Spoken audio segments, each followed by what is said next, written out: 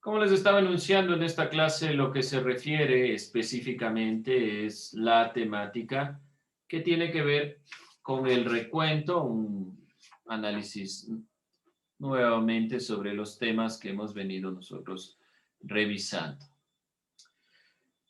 No nos olvidemos cuál es el tema general que compete a esta unidad: las grandes culturas aborígenes de América Latina. En América Latina precolombina, nosotros hemos estado revisando a distintos grupos, donde hay tres que son los más relevantes: mayas, aztecas e incas.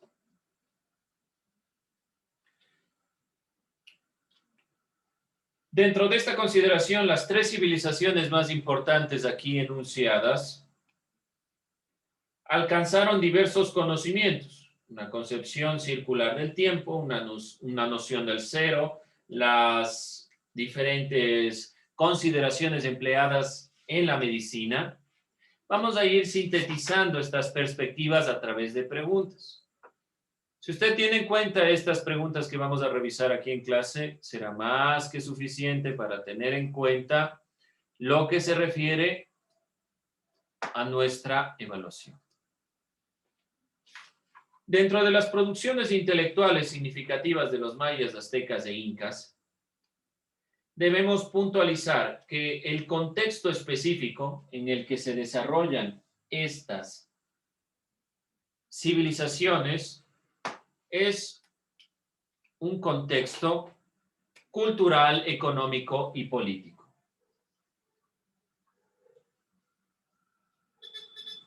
Contexto cultural, económico y político.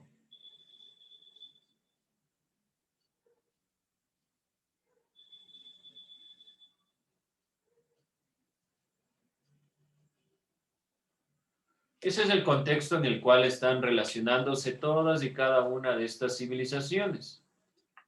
Realmente todas las civilizaciones tienen que ver con esta consideración.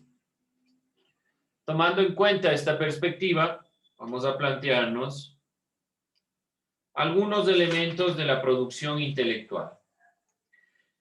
Todas las civilizaciones que nosotros hemos visto en cuestiones de astronomía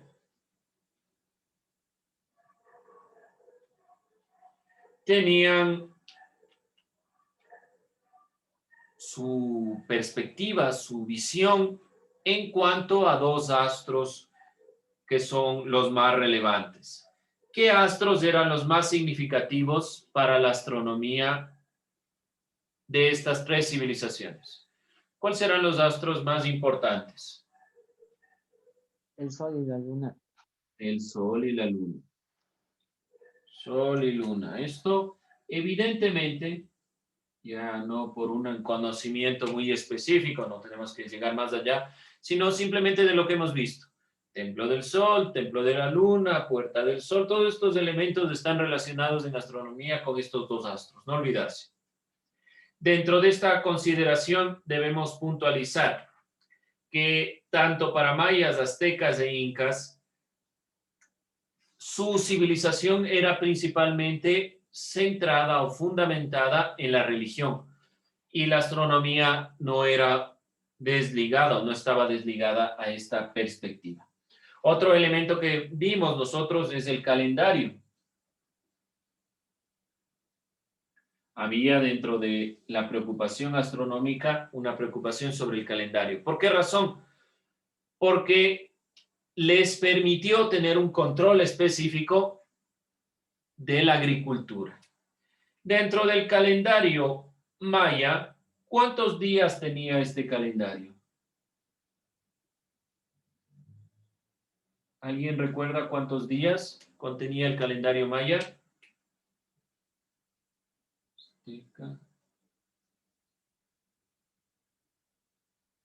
O el azteca o el inca. ¿Cuántos días contenía el año?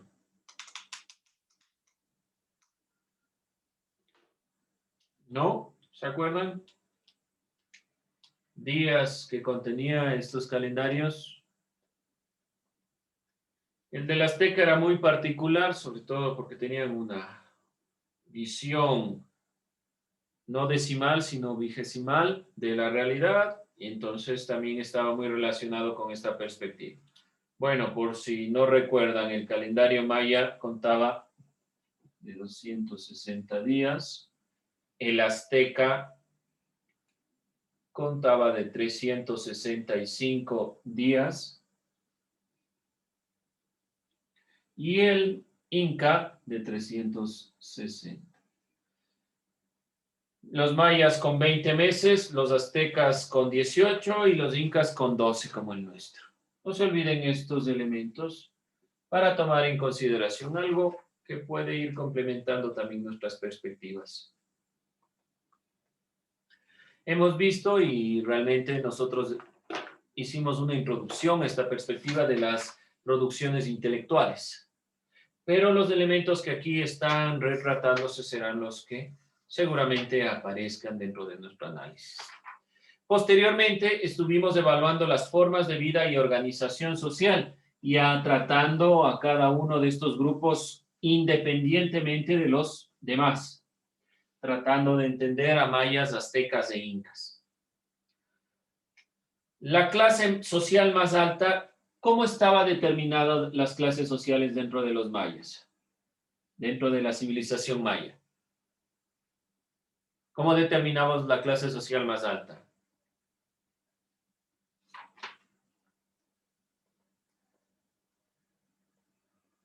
¿Alguien recuerda? Clase social más alta. ¿Cómo estaba determinada? ¿A quién pertenecía la clase social más alta? Hereditaria y patriarcal. Ya, Gobernante, y sumo sacerdote. ya. Entonces, la clase social alta pertenecía al linaje.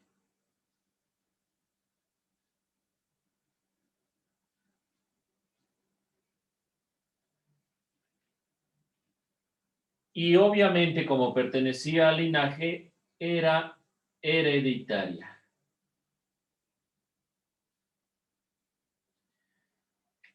Propiamente, las clases sociales han determinado las conformaciones de mayas, aztecas e incas. Es la consideración más relevante para todos estos grupos humanos. Y la herencia determina quiénes van realmente conformando las clases sociales más altas, quiénes van a ser los dirigentes, quiénes van a llevar o a encargarse de los templos, quiénes van a encargarse de los palacios. Es una consideración mucho en el sentido del linaje, en cuestiones del ámbito racial, por decirlo de alguna manera, que ya no consideramos hoy en día.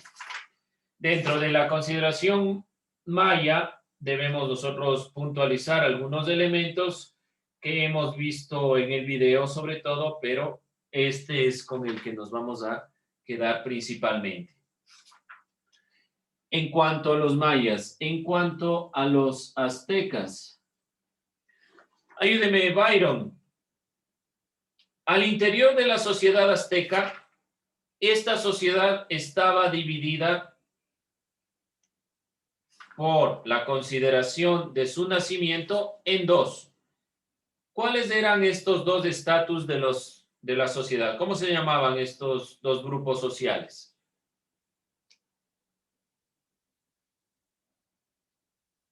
Le escucho, Byron.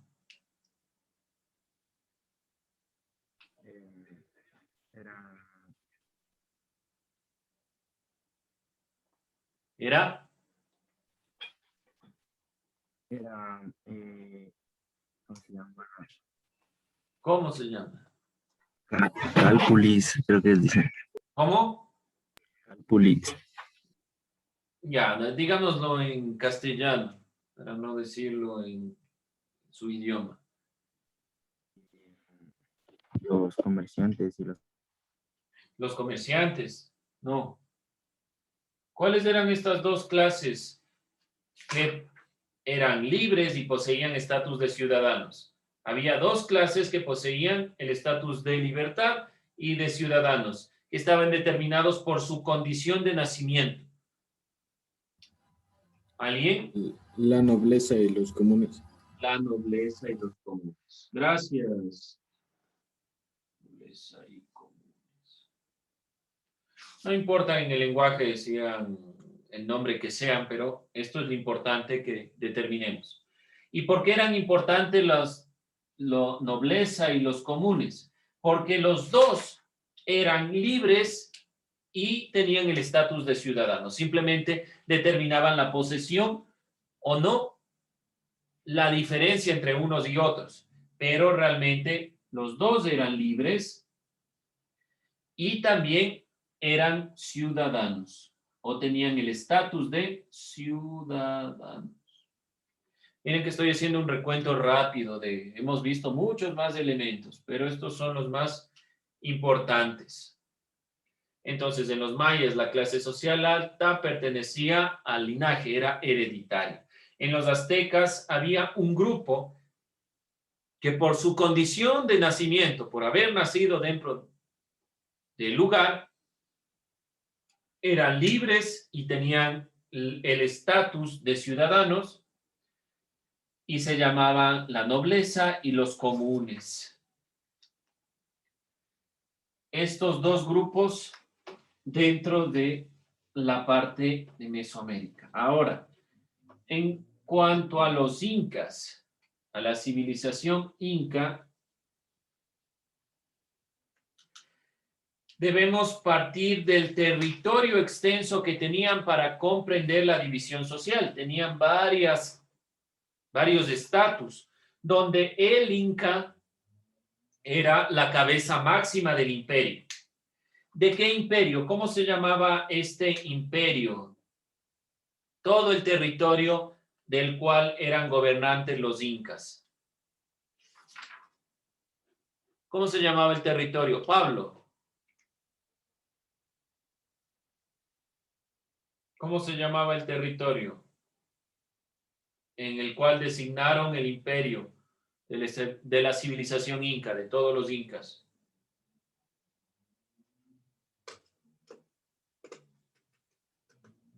Pablo, se fue Pablo. ¿Dónde anda? Señor Piedra. El imperio incaico era. No, ese es el periodo, o sea, es como nosotros lo conocemos. Pero como ellos le llamaban a todo el territorio que iba desde una parte de lo que es el actual Ecuador hasta la parte sur de América, Chile, Argentina. ¿Cómo le llamaban? ¿Alguien? ¿Alguna idea? El Tahuantinsuyo. No olvidarse de ese nombre. Les pedí que vean ahí en el mapa. Y les proyectaba alguna vez el Tahuantinsuyo. Y nosotros cuando hablamos directamente de los incas, decíamos que el camino del Inca que se centra en el Cusco, bordea, pasa por todo el Tahuantinsuyo. Y tiene, bueno, 4 conformaciones, 4 partes, el Tahuantinsuyo. ¿Pero por qué es importante? Porque vemos la extensión de este territorio, donde el Inca es la cabeza, el gobernante de todo este territorio. El escalafón social o la escala social más alta realmente iban generándose para el Inca y posteriormente la población dependiendo de la función que cumplía, del rol que cumplía, si ya era, dependiendo si eran sacerdotes, si eran guerreros, si eran parte del ejército o si eran gente común. Dentro de estas consideraciones, entonces, realmente el Tahuantinsuyo es un territorio extenso y por esa consideración, aquí el Inca es prácticamente un emperador. Entonces, se va conformando dentro de esta perspectiva. ¿Alguna duda, inquietud hasta ahí? Bien, posteriormente el tema que revisamos es el diseño y organización de las edificaciones precolombinas, es decir, diseño y función de la arquitectura maya, azteca e inca. Vamos a puntualizar aquí algunos elementos. Vimos un organizador que sintetizaba estas perspectivas y vimos algunos videos. Vamos a revisar desde los incas hacia atrás. ¿Cuáles eran las técnicas agrícolas? Ayúdeme, María. La técnica agrícola.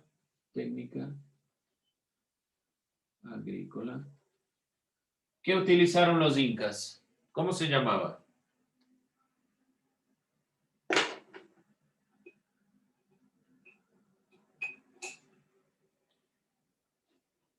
Ayúdeme, María Cáceres, si es tan amable. ¿Cómo se llamaba la técnica agrícola?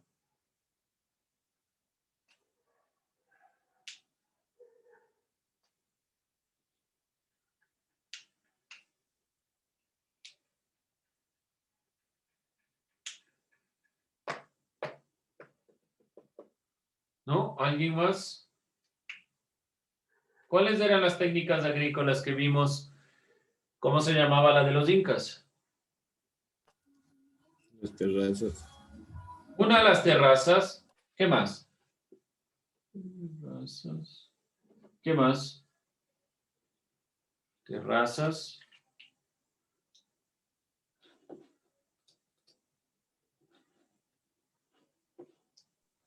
Canales de riego. Bueno, dentro de esta consideración los canales de riego, pero había una técnica específicamente. Los La canillones. cancha, Ya, las camellones. No, la cancha era una forma en la cual se estructuraban o eran las estructuras más comunes, es decir, lo que estamos hablando aquí es de cómo cultivaban. En cambio, si usted me habla de la cancha, ya son las estructuras propias de la época inca, es decir, el tema que veíamos al final sobre la arquitectura. Pero en esta parte, como es el diseño y funciones de las edificaciones, cada uno de estos elementos van a tener una función específica y los camellones son una técnica agrícola. Podemos también puntualizar las cochas. Hasta ahora hemos escuchado ese término. ¿Qué es una cocha?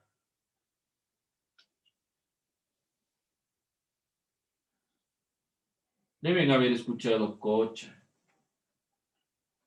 Su mamá deben haberle dicho, no salte la cocha.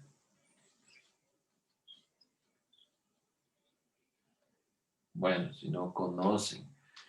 Término cocha, para poder generar estos camellones había que hacer surcos en la tierra para el agua.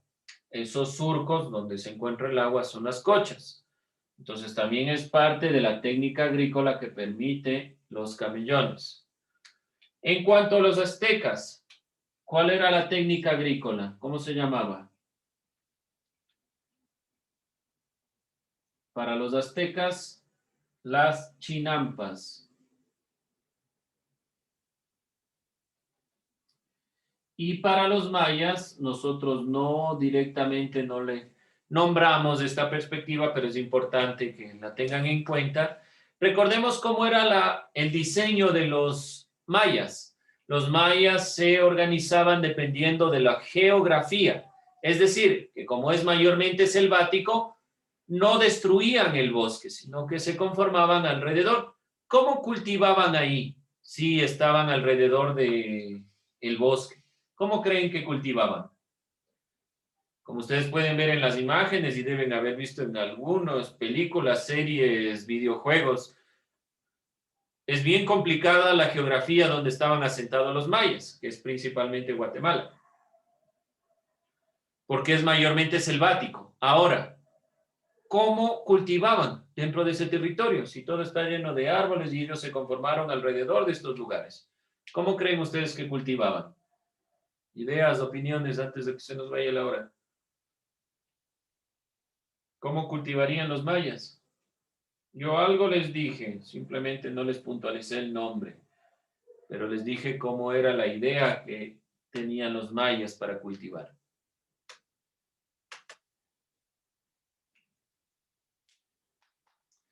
Ya estamos cansados. Bueno, vamos a ir cerrando esto. Ya entiendo que estamos cansados, penúltima hora y encima más historia. Bueno, vamos a ir cerrando esta perspectiva. Los mayas, dentro de su geografía, como tienen o se conformaron alrededor de toda esta selva, quemaban una parte del bosque de manera circular para poder sembrar. Y la técnica se llama roza. ¿Sí? Por tomar en cuenta, aquí simplemente para complementar algo de las técnicas agrícolas. Cada uno de los diseños y las funciones, por ejemplo, en los mayas, las conformaciones piramidales, donde en la parte superior estaba el templo, en los incas, las construcciones monumentales en lugares sagrados, por ejemplo, Machu Picchu, en los aztecas, que se ubicaban en el centro de una población, los templos, y eran gigantescos, como el que vimos en la imagen, datan de civilizaciones avanzadas que han tenido el estudio y el avance en técnicas para poder construir y crear estos elementos. Bien, no se olviden el día que tenemos la evaluación, tomar en cuenta lo que hemos estado aquí puntualizando, algunos elementos que complementamos o que recordamos, tal vez no lo puntualizamos claramente. Es importante siempre hacer este bagaje, este recuento, este background de lo que hemos visto anteriormente, recordar, retroalimentarnos de lo que hemos estado visualizando. Tomo lista y con eso terminamos.